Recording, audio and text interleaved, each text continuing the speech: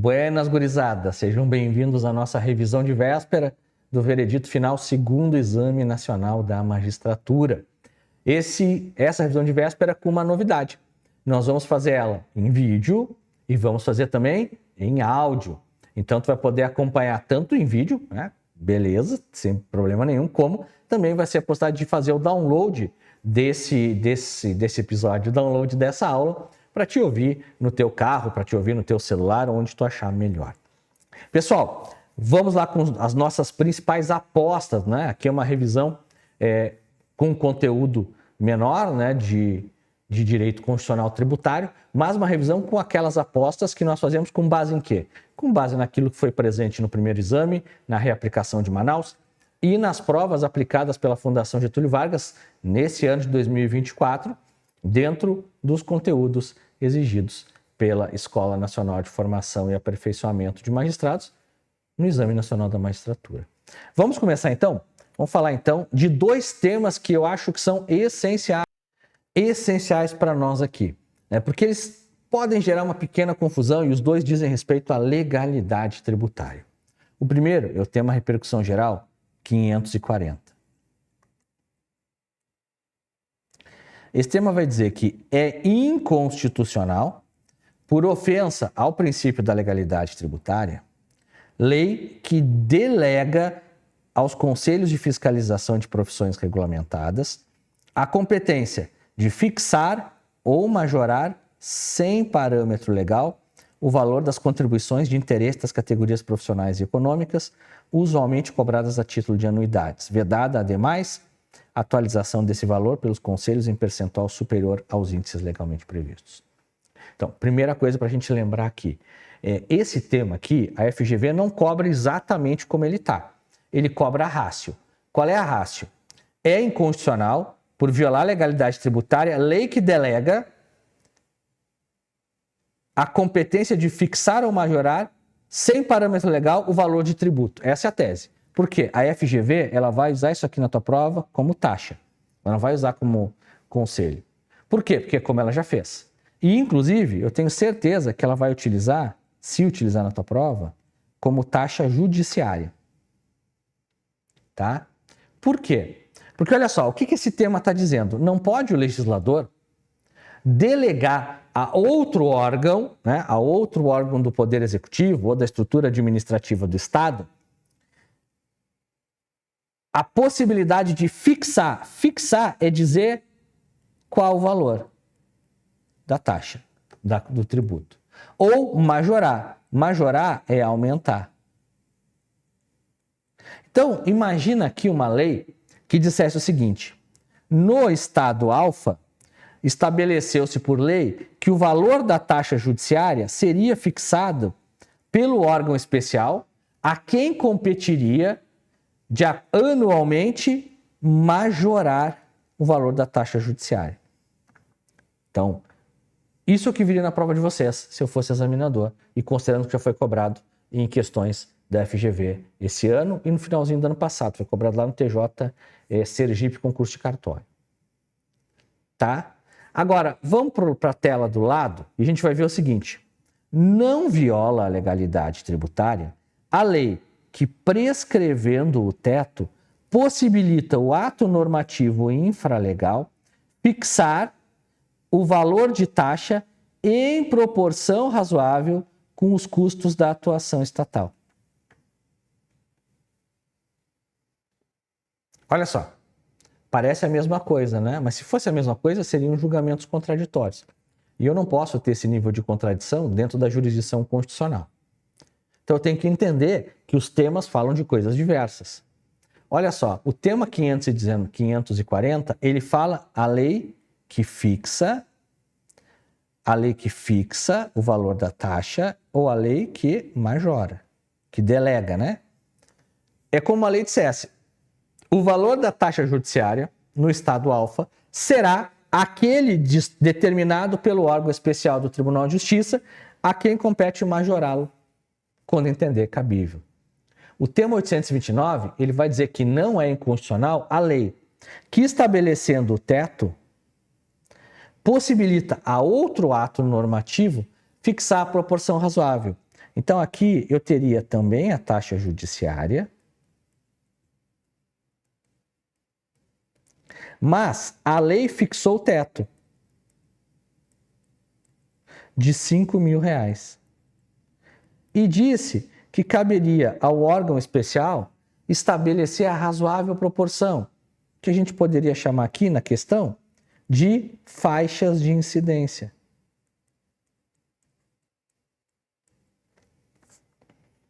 Então, olha só, no primeiro caso, a lei delegou para o órgão especial fixar, dizer qual é o valor da taxa e majorar, que é aumentar. Aqui, a lei fixou o teto, R$5.000, e disse, órgão especial, ou presidente do Tribunal de Justiça, ou corregedor-geral de Justiça, tu pode fixar as faixas de incidência, ou seja, a proporção razoável, de modo que as causas de valor de até um salário mínimo, a taxa judiciária seja 100.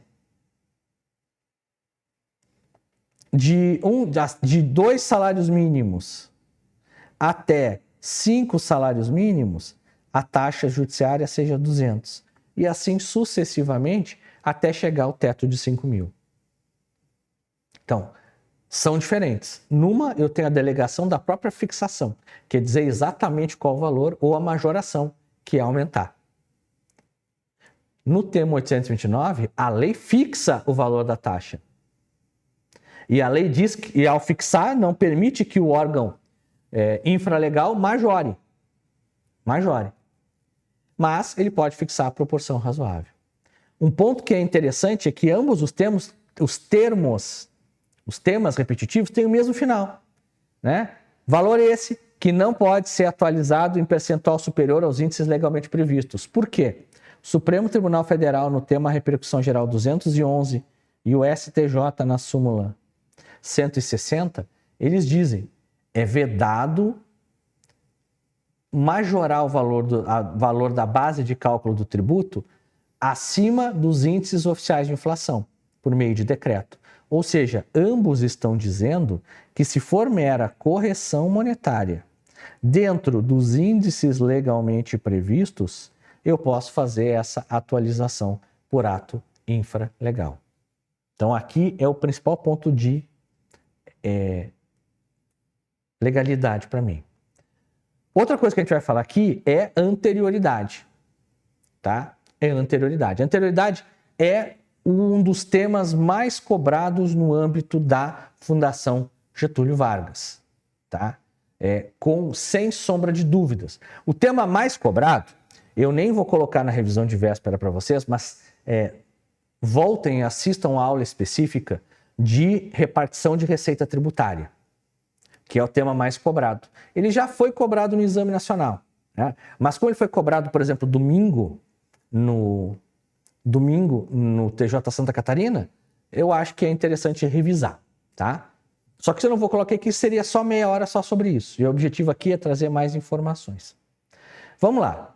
Anterioridade. Lembrando, ela abrange 2 aspectos somente da tributação.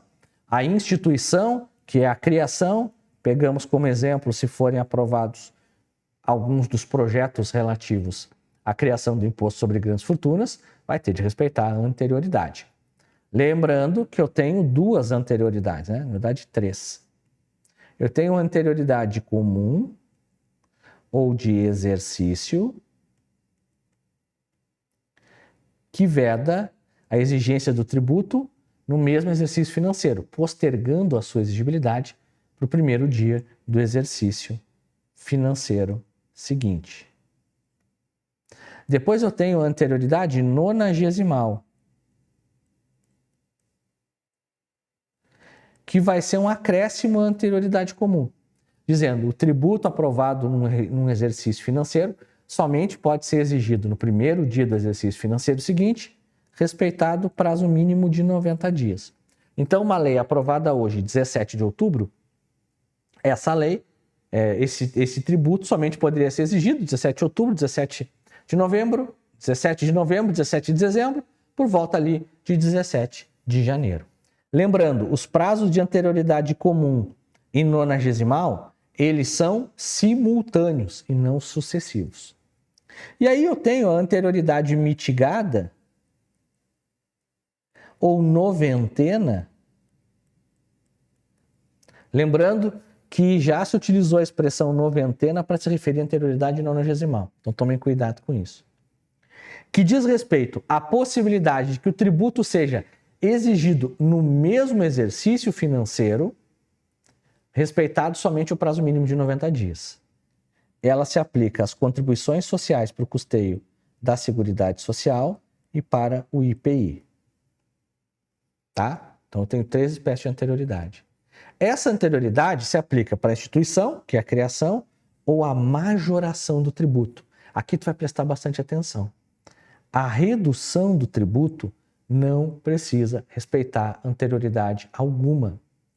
Eu já vi banca colocando o seguinte: o governo federal resolve aumentar a alíquota do IOF e reduzir a alíquota do IPI. E aí a resposta certa perguntava sobre anterioridade. Aí, o IOF não precisa guardar anterioridade nenhuma. Nem IOF, nem imposto de importação, nem imposto de exportação, nem imposto extraordinário de guerra, nem um empréstimo compulsório sobre calamidade pública. O IPI, ele pode ser exigido no mesmo exercício financeiro, respeitado o prazo mínimo de 90 dias. Mas tu vai lembrar na hora da prova que a redução do tributo não precisa respeitar. Então, nessa situação, nenhum tributo precisa respeitar a anterioridade. O IOF, porque nunca precisou. E o IPI, porque ele foi reduzido e não majorado. Também não precisa respeitar a anterioridade, porque não é majoração. A alteração do prazo para pagamento, a fixação de obrigações acessórias, a postergação de crédito a título de não cumulatividade, que é o tema Repercussão Geral 382, e a prorrogação de alíquota, que é o tema Repercussão Geral 91. Agora, essa majoração, ela pode se dar sob 2 formas. Sob a forma direta, quando eu tenho um aumento da alíquota ou da base de cálculo do tributo. Então, por exemplo, a base de cálculo do imposto de renda, ela exclui as contribuições, da imposto de renda da pessoa física, exclui as contribuições sociais para o custeio da Seguridade Social. Se eu revogo essa exclusão, eu aumentei a base de cálculo, eu tenho de respeitar a anterioridade. No caso do imposto de renda, somente a anterioridade de exercício. Agora, eu também tenho de respeitar a anterioridade quando eu tenho a chamada majoração indireta, que se dá quando ocorre a revogação de benefício fiscal. Um exemplo, um crédito presumido. Então imagina lá, o Estado me dá um crédito presumido de 5% de ICMS, equivale a ele me dar um desconto de 5% no ICMS. Se ele revoga esse desconto, o valor do meu imposto aumenta. Então, olha só, eu teria de pagar R$100 mil de ICMS. O governo está me dando um desconto de 5%. Então, eu estou pagando 95%. Quando revogo o benefício, eu passo a pagar 100%. Agora, o Supremo entende que quando eu revogo desconto para pagamento antecipado, eu não preciso respeitar a anterioridade, porque aqui eu não tenho majoração do tributo. Imagina que é o caso mais comum, o IPVA. O IPVA do teu veículo esse ano vem em R$1.000. Se tu pagasse até o dia 5, tu tinha um desconto de 5%. Então, tu iria pagar 950. Mas, se eu revogo o desconto, quanto tu vai pagar? 1.000. E qual era o valor do teu imposto? 1.000. Então, teu imposto não aumentou, ele era 1.000, continua 1.000. No caso de cima, o valor do meu imposto seria 100. Mas como eu tinha um desconto, aqui, um desconto na alíquota, não é um desconto para pagamento antecipado, é um crédito presumido. Tá? É bom falar isso porque quando eu falo desconto, eu só estou dando uma explicação pedagógica, teórica, né? É só uma forma de explicar. O crédito presumido não é um desconto, né? Ele é uma redução no valor do próprio tributo. do valor do tributo. Né? Então aqui, ó, eu pagaria 950 mil, agora eu vou pagar 100. Esse era o meu tributo. O desconto para pagamento seria se eu fosse pagar 95 mil, desculpem, e se eu pagasse até o dia 5, eu teria 5% de desconto. Se eu revogo aqui, aqui não aumentou. Mas no caso do crédito presumido, o meu valor de 95 mil vai passar para 100 mil. Então essa é a diferença. Na revogação de desconto, não precisa respeitar a anterioridade, porque o valor do tributo não aumenta.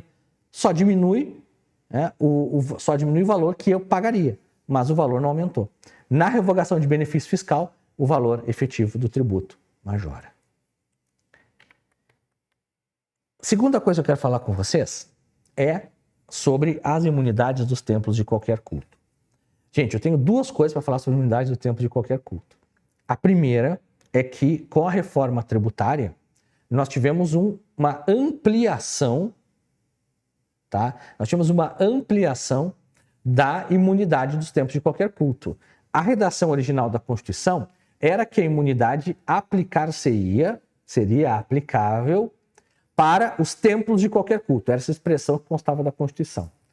A doutrina e a jurisprudência entendia que essa imunidade era da entidade religiosa e não propriamente do prédio físico. Tá? Aí beleza. Agora, após a reforma tributária, a imunidade abrange as entidades religiosas, os templos de qualquer culto e as entidades assistenciais e beneficentes vinculadas às entidades religiosas. Então agora eu tenho uma imunidade que pode-se dizer que ela é mista, porque ela tanto abrange subjetivamente a entidade, como ela abrange objetivamente o prédio.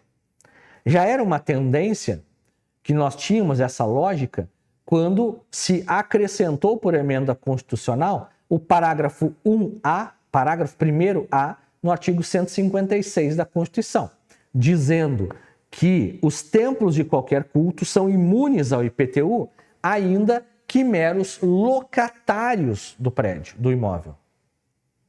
Inclusive, isso caiu domingo do TJ Santa Catarina, não pode esquecer disso, né? A gente sabe que a FGV, às vezes, cobra a mesma coisa duas vezes. Ela fez isso no TJ Paraná e depois fez isso no TJ Goiás com o tema Repercussão Geral 796 do ITBI. Que, aliás, já fica aqui a dica para vocês, né? A nossa dica de ITBI é essa. Tema Repercussão Geral 796, que já caiu no ENAM. Caiu no primeiro ENAM, se eu não me engano. A incorporação acima do valor das cotas, a incorporação de imóvel acima do valor das cotas, aquilo que excede o valor integralizado vai pagar ITBI. Mas olha só. Então, lembra disso em relação às imunidades dos templos de qualquer culto. Mesmo que locatária, ela continua mantendo a imunidade. Mas o que eu quero falar para vocês é o parágrafo 4º. Tá? O que diz o parágrafo 4º? As vedações expressas no inciso 6, alíneas B, que é a dos templos, e C, que é a imunidade do terceiro setor, a imunidade das entidades de assistência social, educacionais, partidos políticos, suas fundações e sindicatos de trabalhadores. Anota isso. Sindicato de patrão não tem imunidade, só de trabalhador. Tá? Compreendem somente o patrimônio, a renda e os serviços relacionados com as finalidades essenciais das entidades nelas mencionadas. Aqui, primeiro de tudo, o Supremo tem entendimento de que, por finalidades essenciais, eu tenho que dar uma interpretação ampliativa ou extensiva, para não me prender muito a esse conceito. Então, o Supremo entende que o imóvel alugado a terceiros mantém a imunidade, desde que o valor seja aplicado na obra da entidade religiosa, que cemitérios religiosos envolvem, né, quase todas as religiões envolvem um culto aos mortos, né, não digo um culto, né, no sentido propriamente religioso, mas assim, uma reverência aos mortos. Os prédios destinados à moradia e escritório dos ministros, tudo isso o Supremo entendeu que está abrangido. Agora, eu tenho duas coisas para lembrar. Uma, eu tenho uma repercussão geral 693. A imunidade tributária, prevista no artigo 156C da Constituição, Aplica-se aos bens imóveis temporariamente ociosos, de propriedade das instituições de educação e de assistência social sem fins lucrativos que atendem os requisitos legais. Rogério, mas tu está falando de templos de qualquer culto. Mas olha só, a regra é a mesma para as duas imunidades. Então, o que está no tema 693 vale para as instituições assistenciais e vale para os templos de qualquer culto. Porque o que está dizendo o Supremo aqui é que o imóvel temporariamente ocioso continua relacionado com as finalidades essenciais. O que não se confunde com um imóvel sem destinação nenhuma, o chamado imóvel baldio. Porque, em relação a esses, o Supremo tem forte jurisprudência no sentido de que terrenos baldios, sem vinculação às finalidades essenciais da entidade, afastam a imunidade prevista no artigo 156C da Constituição. Mas, Rogério, tu está falando, os dois aí dizem respeito à imunidade das entidades assistenciais. Sim, a FGV pode cobrar isso aqui em qualquer uma das duas. Qualquer uma das duas. Ele só precisa mudar de imunidade das entidades para o templo e de imunidade da entidade para o templo. Vai mudar nada. O resultado é o mesmo, porque ambas estão vinculadas às finalidades essenciais. E última coisa sobre isso. É ônus do fisco comprovar a predestinação. Ou seja, é ônus do fisco comprovar que aquele imóvel baldio efetivamente é baldio sem finalidade nenhuma ou que o imóvel não está sendo utilizado na sua função essencial. E para a gente finalizar esse tópico aqui, lembra que maçonaria não é templo religioso, não é templo de culto. Maçonaria é filosofia de vida, segundo o Supremo, então não goza da imunidade. Tranquilo? Ótimo. Vamos falar então de taxa. De taxa a gente tem um pouquinho mais de coisa para falar, que eu acho que na prova de vocês vai ter taxa. E eu acho que é um tema interessante. Primeira coisa, taxa, por essência, é um tributo vinculado. Perfeito, sem dúvida nenhuma. A gente está mais que acostumado com isso. A taxa é vinculada ou à prestação de um serviço público específico ou divisível ou ao regular exercício do poder de polícia, sendo que esse regular exercício do poder de polícia se verifica pela existência de estrutura de fiscalização. Órgão e estrutura de fiscalização. Só que as taxas, do ponto de vista do direito tributário, as taxas são tributos de arrecadação não vinculada. Portanto, a administração pública pode gastar o valor das taxas como ela bem entender. Então, por exemplo, a taxa de recolhimento de lixo domiciliar não está necessariamente vinculado às despesas com recolhimento de lixo domiciliar. O município pode usar essa taxa para pagar salário de funcionário, para pagar compra de viatura, o que quiser. Mesma coisa o governo federal, estadual e distrital. Só que eu tenho uma taxa que não respeita essa lógica, que é um tributo vinculado de receita vinculada, que é a taxa judiciária. A taxa, embora tributo vinculado quanto ao fato gerador, não possui destinação vinculada. A Constituição da República determina a arrecadação com destinação vinculada apenas na hipótese do artigo 98, parágrafo 2º da Constituição, que é: as custas e os emolumentos serão destinados exclusivamente ao custeio dos serviços afeto às atividades específicas da Justiça. Então, a taxa judiciária é um tributo vinculado e de arrecadação vinculada. Assim como, anota isso também, tema repercussão geral 682. Não existe reserva de iniciativa legislativa no direito tributário, mesmo para as normas concessivas de benefício fiscal. Mas o Supremo entende que essa regra não se aplica à taxa judiciária, porque a taxa judiciária, a iniciativa legislativa cabe aos órgãos superiores do Poder Judiciário, Tribunal Pleno ou órgão especial, no caso dos tribunais de justiça, tribunais regionais federais e tribunais regionais do trabalho. Então lá, se eu quero, no caso dos tribunais regionais federais e tribunais regionais do trabalho, não se aplica porque é lei federal, né? Aí a iniciativa é do STJ. Mas, por exemplo, o Tribunal de Justiça do Paraná, o deputado estadual do Paraná, Eu sempre estou tentando dar exemplo prático porque as provas da FGV trabalham com isso. Um deputado chicão resolve apresentar projeto reduzindo o valor da taxa judiciária. Pode? Não pode. Por quê? Só os órgãos superiores do Poder Judiciário que têm essa iniciativa legislativa. Outro ponto importante para a gente falar de taxa é a base de cálculo das taxas. Por quê? Eu tenho 2 pontos nefrálgicos para a gente entender base de cálculo de taxa. O primeiro é a súmula vinculante 29 do STF. É a súmula que eu costumo dizer, copia, mas não faz igual. É constitucional a adoção no cálculo do valor de taxa de um ou mais elementos da base de cálculo própria de determinado imposto, desde que não haja identidade integral entre uma base e outra. Então, assim, eu posso pegar elementos da base de cálculo dos impostos e trazer para a taxa. O que eu não posso é copiar idêntico, tá? Não posso copiar idêntico. Segundo, a essência da base de cálculo das taxas, é que elas observem a equivalência razoável entre o valor exigido e os custos referentes ao exercício do poder de polícia ou da prestação de serviço público. E aí o Supremo reitera isso.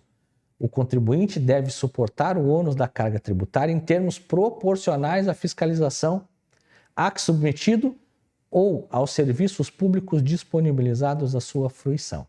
E aí eu tenho 2 julgamentos importantes em relação à base de cálculo de taxa. Primeiro, a ADI 5374. É legítima a inserção do volume hídrico como elemento de quantificação da obrigação tributária. Razoável concluir que quanto maior o volume hídrico utilizado, maior pode ser o impacto social e ambiental. Maior, portanto, também deve ser o grau de controle e fiscalização do poder público. E aqui, de novo, o Supremo na ADI 4785. Essas 2 ADIs já foram cobradas pela FGV em concurso de magistratura. Não é desproporcional a base de cálculo referente à taxa de fiscalização de recursos minerais imposta pela lei impugnada, uma vez que traduz liame razoável entre a quantidade de minério extraído e o dispêndio de recursos públicos com a fiscalização dos contribuintes. O que eu não posso é ter uma base de cálculo de taxa que não guarde razoável proporção. Nesses 2 casos, o Supremo entendeu o seguinte, que é possível que se faça uma base de cálculo com base no valor extraído ou no valor explorado. Porque quanto maior o valor extraído de minério, mais fiscalização eu vou precisar. Então, é razoável essa taxa. Agora, por outro lado, o Supremo entendeu como inconstitucional, na ADI 6145, taxa de realização de perícias e diligências em um valor fixo, que não levava em consideração a complexidade, o lapso temporal para sua execução, os valores envolvidos na apuração do crédito e o custo efetivo do serviço público. Porque aí eu tinha uma desproporcionalidade, era até uma lei do Paraná que estabelecia que a taxa de perícia era fixa. Não lembro o valor, mas vamos botar que fosse R$ 2.500.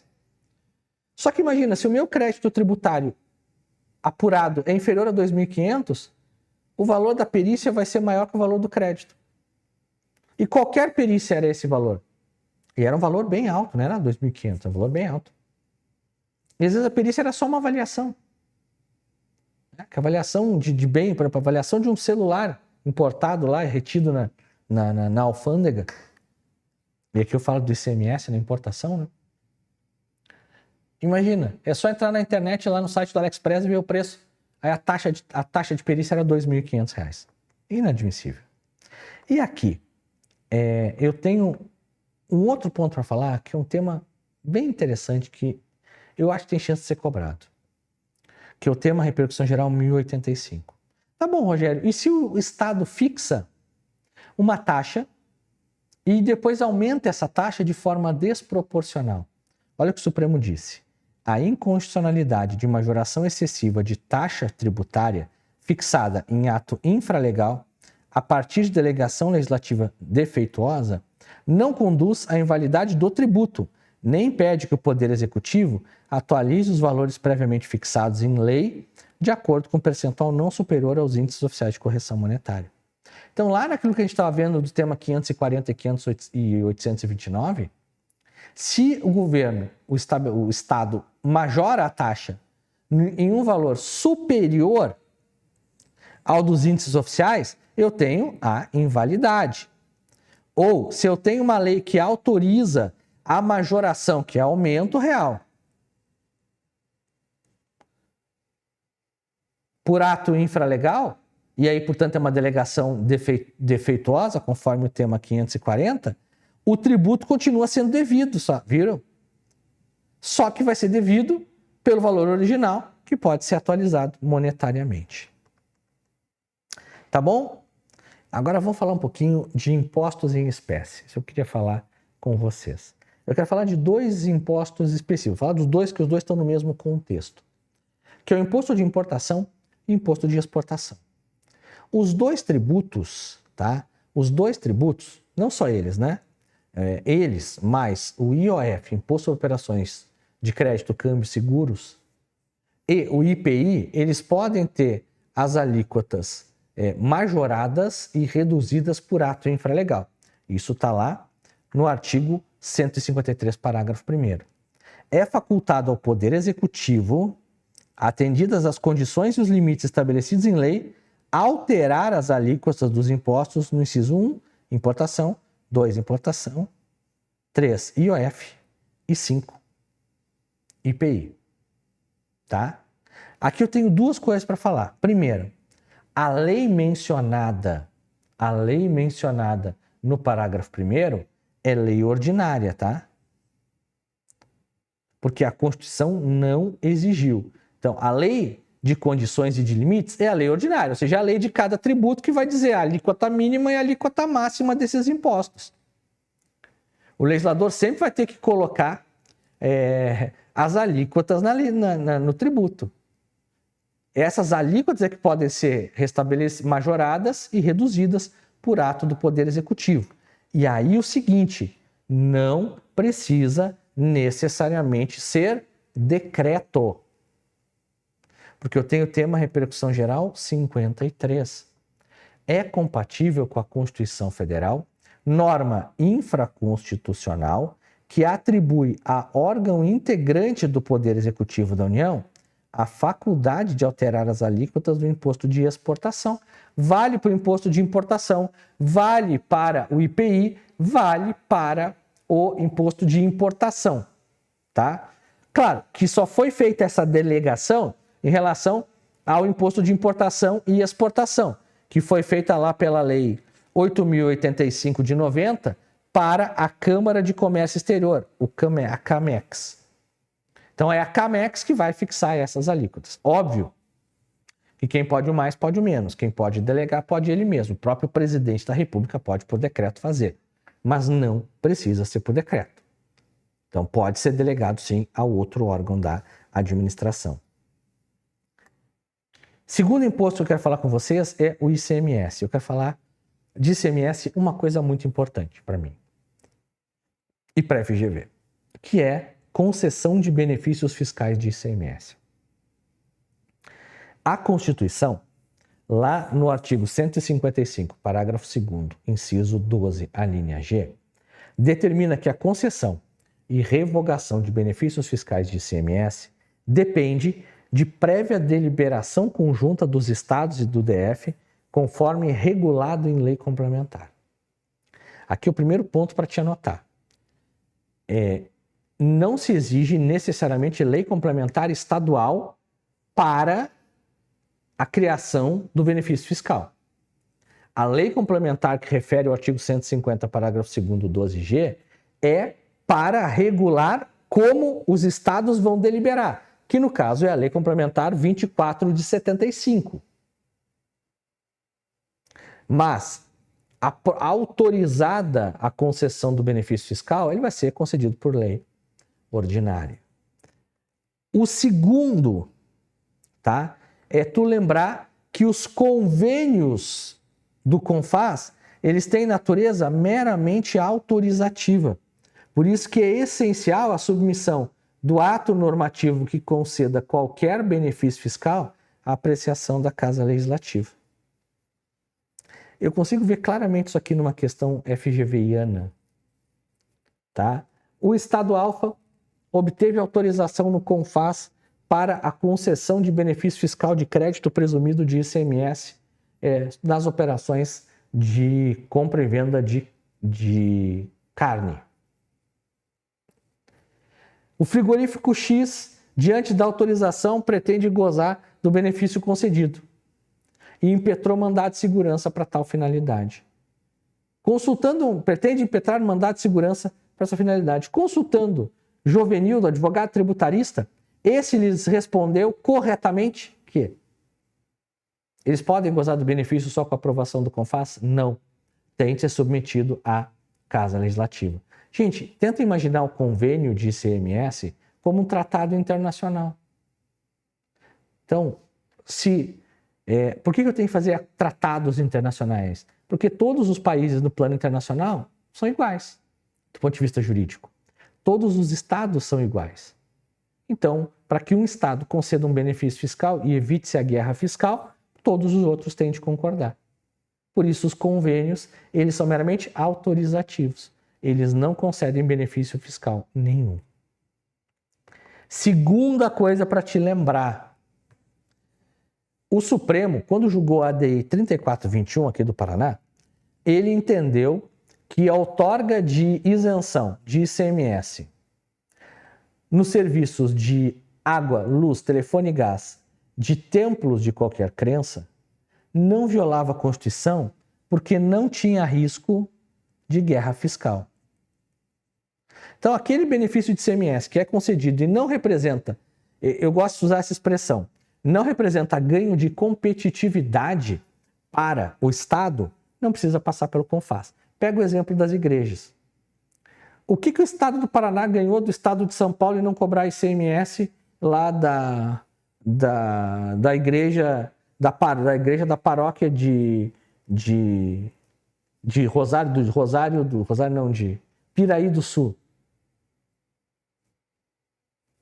Não ganhou nada em relação ao Estado de São Paulo. Agora, se o Estado do Paraná concede uma isenção de ICMS para veículos de pessoas com deficiência, e considerando que o Estado do Paraná é um estado produtor de veículos, né? Tem uma montadora lá em Curitiba, ele não vai ganhar competitividade do Estado de São Paulo? As pessoas com deficiência talvez não venham comprar o carro aqui? Vai. Então, nesse caso, precisa ter convênio do CONFAS, autorização do CONFAS. Agora, mesmo que não exija autorização do CONFAS, não esquece disso. Se vai representar renúncia de receita, tem de ser acompanhada da estimativa de impacto orçamentário e financeiro a ser apresentado no curso do processo legislativo para sua aprovação. Aqui é o artigo 113 do ADCT. A estimativa tem de ser apresentada durante o curso do processo legislativo. Até quando? Até a aprovação da redação final e encaminhamento à sanção. Tá bom. Os quórums não vai cair, porque os quórums é legislação, que é a Lei Complementar 24 de 75, mas lembra, o quórum para a concessão de benefício fiscal de ICMS é unanimidade dos presentes. Tá bom. Rogério, e o que acontece quando um Estado concede um benefício fiscal sem autorização do CONFAS? Esse benefício, obviamente, é inconstitucional. Perfeito. Mas o estado de destino da mercadoria, ele pode recusar essa lei? Imagina a seguinte situação. Um frigorífico no Rio Grande do Sul, tá, compra carne de um fornecedor aqui do Paraná. O Paraná concede um crédito presumido, um desconto, de 7% no ICMS. De modo que, ao invés de pagar 12% de ICMS, o frigorífico do Paraná, ele paga somente 5%. Tá? O frigorífico do Rio Grande do Sul, ele tem direito, com base no princípio da não cumulatividade, de excluir da base de cálculo do imposto que ele gerar ao vender aquela carne, o valor do ICMS que incidiu na operação anterior. Lembram disso? Não cumulatividade é isso. O imposto que incidiu na operação anterior vai ser abatido da operação posterior. Tá bom. Chega o frigorífico do Rio Grande do Sul e ele vai lá e se credita no valor de 12%. Se acredita no valor de 12%. Opa! Mas a empresa do Paraná só recolheu 5%. O que o estado do Rio Grande do Sul faz? Ele vai lá e estorna, tá? Ele estorna. O que é estornar? Ele não considera aquele valor como abatível, como deduzível, e sim somente o valor que foi efetivamente recolhido, que no caso é o 5%. Então não é pelo valor devido, e sim pelo valor efetivamente recolhido que eu gero crédito de não cumulatividade. E se eu gero crédito pelo valor devido e não recolhido, o estado de destino pode fazer o estorno, ou seja, pode desconsiderar aquela operação. E onde está isso? No tema Repercussão Geral 490 do STF, que caiu esse ano na primeira prova do TJ Santa Catarina. O estorno proporcional de crédito de ICMS efetuado pelo estado de destino em razão de crédito fiscal presumido concedido pelo estado de origem sem autorização do CONFAS não viola o princípio constitucional da não cumulatividade. Então, é mais ou menos isso. Imagina que um frigorífico do Rio Grande do Sul compra a carne de um fornecedor do Paraná. Esse recebeu um crédito presumido de 7%, pagando apenas 5% e não os 12%. Como esse crédito foi concedido sem autorização do CONFAS, quando o Rio Grande do Sul, a empresa lá no Rio Grande do Sul, tentar usar o crédito total de 12% para fins de não cumulatividade, o Estado do Rio Grande do Sul só vai permitir o que foi efetivamente pago, os 5%. Por que estorno proporcional? Porque é um tributo sujeito a lançamento por declaração. A empresa vai declarar esse valor e o Estado não vai reconhecer essa declaração e vai mandar ela pagar a diferença. Tá bom? É um tema difícil, gente, mas só para vocês entenderem, para caso eles problematizem, vocês consigam compreender melhor. E para a gente finalizar, eu quero falar para vocês de IPTU. IPTU, eu tenho a impressão que vai cair na prova de vocês, porque já caiu o ITBI e já caiu o TCMD. Então, eu acho que de ICMS vai cair isso, e se não cair ICMS, vai cair o IPTU. E eu quero falar do IPTU das alíquotas, tá? O IPTU, ele tem algumas peculiaridades nas alíquotas. Porque o IPTU pode ter tanto alíquotas progressivas quanto diferenciadas. Alíquotas progressivas no IPTU, elas vão ser de duas naturezas, em razão do valor do imóvel. A alíquota progressiva em razão do valor do imóvel, ela reflete capacidade contributiva. Por isso que o Supremo Tribunal Federal tem entendimento sumulado de que ela somente é admissível após a emenda constitucional 29 de 2000. E, inclusive, o Supremo diz o seguinte, que se for declarada inconstitucional, que é o tema Repercussão Geral 226, se for declarada inconstitucional a progressividade de alíquota, o IPTU vai ser devido pela alíquota mínima. Tá? Então, não é que não vai ser devido o IPTU. O Supremo Tribunal Federal também entende que a súmula 589, justamente por não refletir capacidade contributiva efetiva, a inconstitucionalidade de fixação de adicional progressivo de IPTU pelo número de imóveis do contribuinte. O valor pode refletir capacidade contributiva. Agora, o número de imóveis, pelo menos para o IPTU, não reflete. Pode refletir para o imposto de renda, por exemplo, mas não para o IPTU. Só que eu tenho uma segunda espécie de alíquota progressiva no IPTU, que é a alíquota progressiva no tempo. A alíquota progressiva no tempo, ela tem natureza extrafiscal e ela reflete o correto uso do solo urbano. Ela é regulada lá pelo Estatuto da Cidade, a Lei 10.157, se não me engano, de 2001, e ela vai aumentando progressivamente até chegar à alíquota de 15%, depois de 5 anos. Aqui, o objetivo é obrigar o correto uso do solo urbano. Tanto que o IPTU progressivo no tempo, ele está lá no artigo 182, não está no 156. O 156, ele prevê alíquotas progressivas pelo valor e alíquotas diferenciadas. O que quer dizer alíquota diferenciada? A alíquota diferenciada pode representar tanto progressividade quanto regressividade. Eu posso ter alíquotas variando para mais ou para menos, conforme os critérios. Eu tenho 2 tributos que têm alíquotas diferenciadas: o IPTU e o IPVA. O IPVA tem mais valores diferenciadores, porque no IPVA eu posso ter alíquotas diferenciadas pelo uso, tipo, valor e impacto ambiental. Mas as alíquotas diferenciadas do IPTU são por 2 motivos: localização e uso.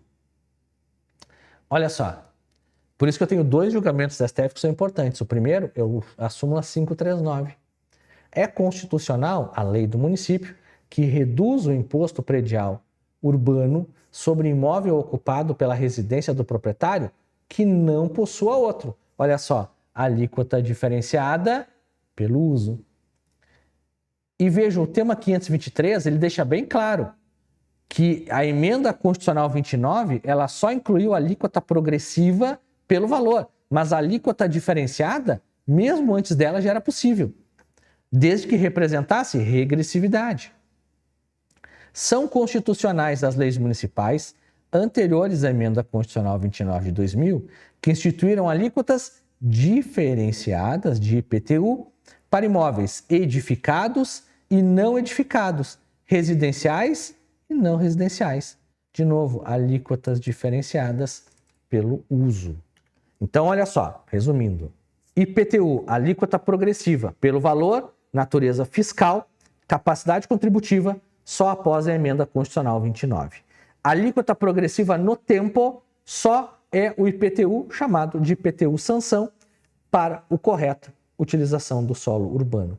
As alíquotas diferenciadas, que podem representar progressividade ou regressividade, elas estão ligadas à localização e ao uso do imóvel. E para finalizar, não cabe alíquota progressiva de IPTU em razão da não edificação de muros. O Supremo Tribunal Federal decidiu isso lá em 88, publicou em 89 e a FGV resolveu cobrar isso 2 vezes em 2024. Tá? Então, lembra disso, não cabe alíquota progressiva de IPTU pela ausência de edificação de muros. Não confundir lá com terreno baldio. Tá? Terreno baldio vai caber o IPTU progressivo no tempo. Aqui é um imóvel que não tem muro. Beleza, pessoal? Espero que tenham gostado da nossa revisão de véspera aqui do veredito final, né? Deixando com alguns dias de antecedência para vocês terem tempo, não de véspera, né? Porque tem alguns dias de antecedência, terem tempo de aproveitar. Pessoal, fiquem com Deus. Eu e minha família sempre oramos muito para que vocês consigam a aprovação no Exame Nacional para já começar o 2025, ano que vem, já liberados por 4 anos para poder voltar a prestar os concursos da magistratura e chegarem ao sonho que eu sempre digo: se Deus colocou no coração de vocês, na hora certa, Ele mesmo vai fazer acontecer. Fiquem com Deus e até a nossa próxima aula.